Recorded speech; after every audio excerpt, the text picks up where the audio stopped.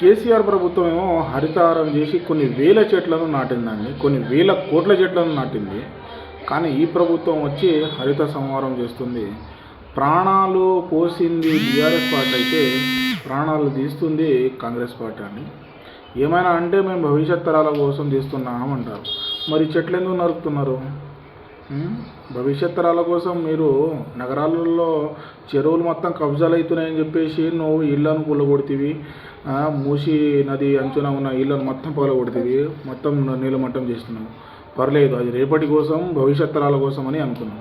మళ్ళీ చెట్లు ఎందుకు నరుక్కుంటున్నావు అంటే చెట్లు నరికితే భవిష్యత్ తరాల కోసం బాగుంటాయన్నా? అసలే హైదరాబాద్లలో మొత్తం పొల్యూషన్ అయ్యి రేపు ఢిల్లీ ఎట్లయిందో హైదరాబాద్ కూడా అట్లా అవుతుందని మేము చేస్తుంటే ఉన్న చెట్లను నరుకుతున్నాము. భవిష్యత్ తరాల కోసం ఆలోచించే నాయకులు అయితే చెట్లు ఎందుకు నరుకుతారు? ఇంకా చెట్లను నాటి నిరూపించండి, అంతేగాని పనికిరాని చేయొద్దు కదా. కొంచెం ఆలోచిస్తారని కోరుకుంటున్నా. జై హింద్.